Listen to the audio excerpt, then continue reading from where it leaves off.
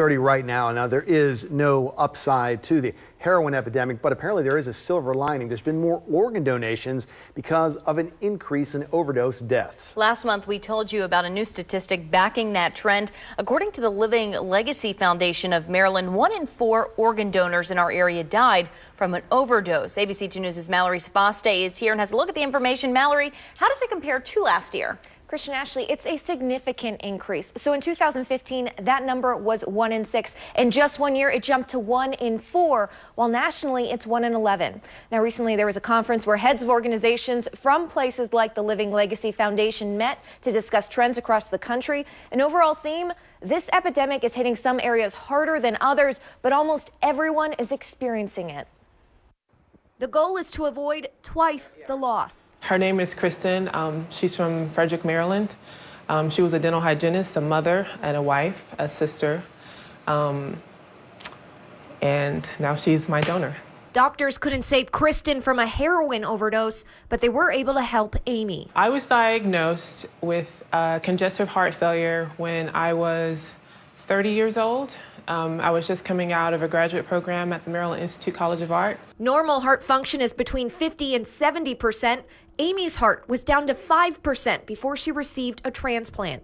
She remembers right after surgery and wanting to immediately reach out to her donor's family. 1, to say thank you. 2, I needed it to come full circle. It's shocking to wake up out of anesthesia and when you wake up, your heart is beating really forcibly, right? It's just like pound, pound, pump, it's just so fast. And I would feel lost if I didn't. She first met Kristen's family at a Living Legacy Foundation event. Her mom walked up to me after, it was like her first time, approaching me and saying my name. And she was like, "I'm so happy you're the one that has my daughter's heart."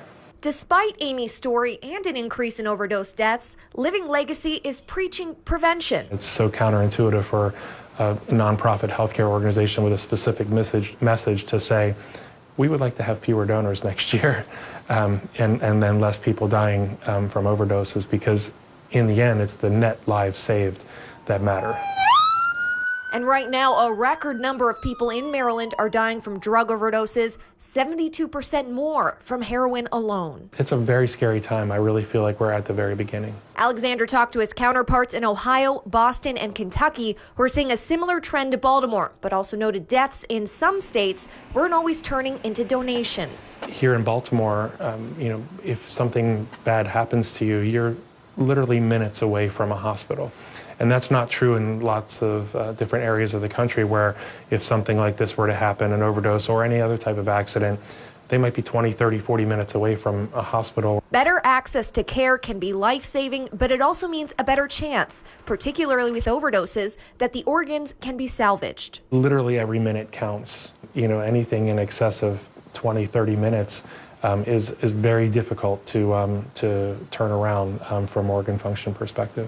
A countdown for those on the transplant list waiting for people like Kristen, whose decision to become a Living Legacy saved so many others. It's so worth it to know that not only did Kristen save my life, but she saved 7 other people.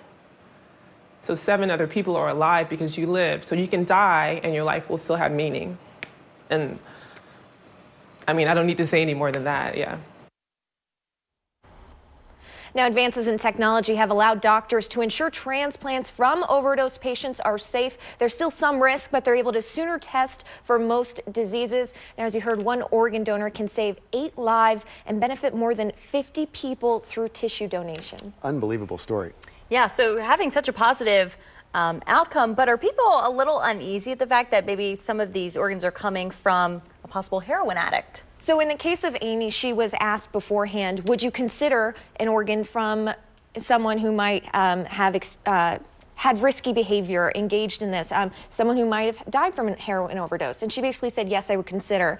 And from what you heard, they can test for that. They will know if that organ is viable or what may be going on with that. And in many of these cases, people are waiting so long for these organs to become available. Yeah, so it is National Organ Donor Day, and one statistic that they're pushing is that 22 people die each day waiting for an organ transplant. So if you decide, you see the story, you maybe want to become an organ donor, you can do that on donatelifemaryland.org. Do it at the MVA, discuss your wishes with your family, but also you can become a living donor. So you can donate half your liver if you want. Okay. You know, We've heard stories like that's becoming more common. It is. And so that's, you know, kind of what the Living Legacy Foundation is hoping for, that more people become living donors and spread the love. Yeah, it makes sense. Well, Valentine's Day and National Donor That's Day. right. All right. ABC 2's Mallory Schwaste, thanks very much for that. Well.